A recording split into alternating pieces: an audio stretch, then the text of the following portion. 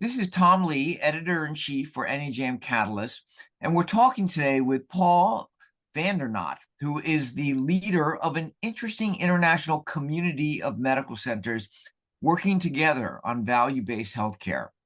The group is called Value Catalyst, and it consists of 11 prominent hospitals that are sharing progress on value-based care redesign. None in the US, I am pained to note. I asked Paul to describe for our audience who is in Value Catalyst and what they are doing, in hopes that the impact of their work might get amplified. Paul, before we turn to Value Catalyst, can you tell our audience about your other jobs, including your academic role and your work at Santion? Yes, for sure. And thank you for having me in your podcast. So I have honestly dedicated my working life for the last 15 years really fully to the implementation of value-based healthcare. And at the moment, I'm doing that from three different positions. So I'm a professor of value-based healthcare at Radboud University Hospital. It's a large academic hospital in Nijmegen in the Netherlands. And besides that, I'm working as a research development manager at Santion. Santion is a collaboration of 7 large hospitals in the Netherlands that are working together on the implementation of value-based healthcare. In that role, I'm setting up the Santion research agenda that supports the value transformation within the Santion group. And within St. Antonius Hospital, I'm responsible for the implementation of value-based healthcare. And St. Antonius Hospital is one of the 7 Santion hospitals. So it all makes sense, this combination. It's all on value-based healthcare implementation. So even though it all makes sense, no one actually hired you to start Value Catalyst. Why did you step forward and how did you get it going? Well, I think we have a pretty good idea of what needs to be done to realize value-based healthcare. You yourself wrote the value agenda together with Porter, and in 2021, I complemented this agenda with a number of topics, such as the culture change, value improvement, and patient communication on value. However, the real challenge in realizing value-based healthcare is the implementation. And there are many different questions that pop up where we don't really have the answers yet. And value-based healthcare, in my opinion, really started with hospitals. And in the last 5 to 10 years, we've seen many hospitals make great progress on the implementation. But all of them are doing it on their own. They're reinventing the wheel, or you could say reinventing the flat tire sometimes. So to speed up and scale up the transformation of care, I think it's essential that we learn from each other, proudly copy good practices from each other. But hospitals are not really in contact with each other. And that's why I set up the Value Catalyst community, for hospitals to learn from each other in a systematic way and to share good practices, not only within this community, but also outside. We will publish on our good practices. We started talking about the idea of the community to a number of hospitals, and everyone was so enthusiastic. We just started. We've set up a core team of experts from Brazil, Canada, and the Netherlands that are supporting the Value Catalyst in their own time. We don't have funding yet, but the fact that we got it starting without any funding, well, that must count for something. I do love that expression, reinventing the flat tire. A joke I often make about myself is that I have a PhD in what does not work, and hopefully that will be useful so that others can avoid making mistakes. So who is in this community and what have you done so far? So I'm proud to say it's a great community of leading hospitals. So we have, just to name them, we have IPO Porto from Portugal. We have Jewish General Hospital from Canada. We have Hospital of 12 October from Spain. Val d'Hebron from also from Spain. University Hospital Basel from Switzerland. Hospital de la Tour from Switzerland. Sheba Medical Center from Israel. Singapore General Hospital from Singapore. The National University Hospital from Singapore. And Santion and Radboud University Hospital from the Netherlands. So it's a mixture of types of hospitals, and and also a global distribution. And of course, these are just the organizations, but it's all about the people. And typically the people that are in there are the people that are leading transformation of care in their own organization. And right now, we are in the progress of setting up the community. It started early this year with setting up the first meetings with the community.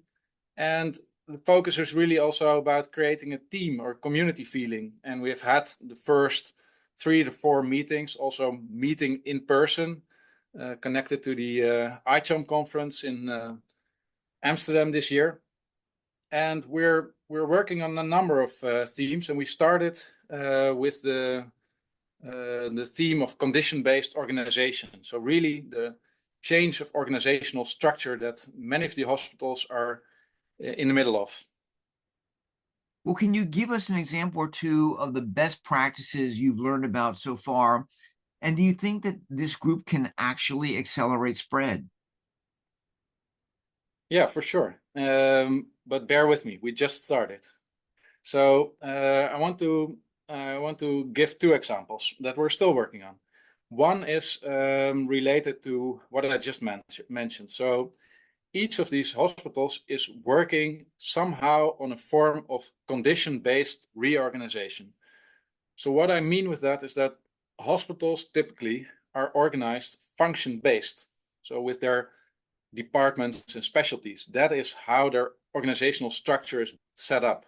But they're moving more and more towards a condition-based organization, setting up their organization around condition-based units.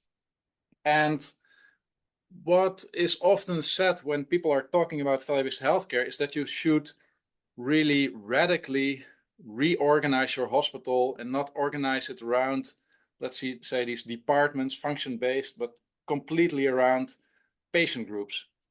And what we see in practice, which I think is really interesting, is that these hospitals are working on this change, but really the radical change, really setting up condition-based units or something like the integrated practice units that was introduced by Michael Porter, you only see that for a limited number of patient groups within each hospital. So it's not that the entire organization is changed, it's only for the larger, complexer patient groups where the value transformation is giving the most value, that we see this change. And the other thing I think is very interesting is that typically hospitals have quality departments, right? So what you see with the hospitals that are implementing value-based healthcare is that the classical quality department of the hospital is kind of changing. It becomes more of a value management office or value improvement department. You hear different kinds of names, sometimes value transformation office, but there is a central group of people that are supporting value-based healthcare with value analysts, data analysts that know both about outcomes and about costs, and people that are supporting this change and learning from each other on what these value management offices look like. Also, Kaplan wrote about that originally. That's, I think, very valuable to share between these organizations and with other organizations. Well, those are 2 very interesting fundamental types of changes that you described. My guess is that your work at Santione has helped create your vision for what cooperation on a broader scale might achieve and also what it requires. Yes, for sure. That's very true. And I think setting up learning communities to accelerate value-based healthcare implementation has become kind of a central theme in my work. And that started in heart care in the Netherlands with the Netherlands Heart Registry, but also indeed within Santion. And my experience is that many of these communities, many of the communities that start actually fail. Maybe the flat tires that we're talking about, but we have learned some of the elements I think that are required for these communities to be successful. What we've learned within Santion, and I think transparency and trust within the community are essential. I've seen that the implementation of value-based healthcare within the Santion group, trust between the hospitals and between the physicians within the teams and the nurses and the physicians, that is the most important thing that needed to be realized for the community to be successful. Well, listening to you, I wrote down on my notebook a spectrum of going from learning to cooperation to integration to actual value creation. And now at the end, you've added two new terms to my little list here: transparency and trust. And that highlights that culture change is one of the most prominent themes in your discussions. Do you really think that lessons about culture change can translate well from one country to another? I think that's a tough question. I think the culture change that is needed, that is required for value-based healthcare to work, that transcends countries. So I think the fact that you want to put patient value at the center, that you need to work in a multidisciplinary setting, that you need to get rid of the two hierarchical ways of working between different professionals in hospitals. I think that is something that's true in general. But I think that the cultures are very different also within the community and the countries that the hospitals are based in. So I think that the challenge might be different for different hospitals in different countries. And I've been wondering over the years, and maybe this might be my own twisted perspective, but why it is that value-based healthcare implementation seems to go quite fast in the Netherlands in the last few years. And my hypothesis is that the transparency that is required for value-based healthcare to work well, that very well fits with the culture that we have in the Netherlands. So that might be that we got in a little bit of a head start in some sense with respect to some other countries. But in the end, I think the culture change, what we want to realize, it's the same between the different countries. But maybe this is something to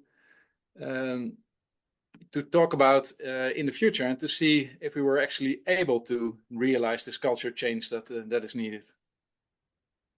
Well, I will close by bringing up a famous statement by Confucius, a philosopher from my parents' culture, China, and he said, if there are three people on the street in front of you, two of them could be your teachers. You have something to learn from almost anyone. And I think we are going to see that kind of learning accelerate. You will learn things from Singapore and from Canada, and they will learn things from you. And I'm hoping that we will be able to spread it further through NEJM Catalyst.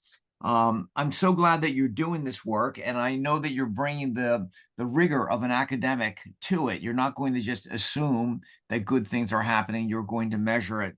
And I know we're going to all benefit from that. So thank you for introducing us to Value Catalyst very early on in its history. And we will be following along very closely. And I'm sure talking to you again and reading your writing again. Thank you very much.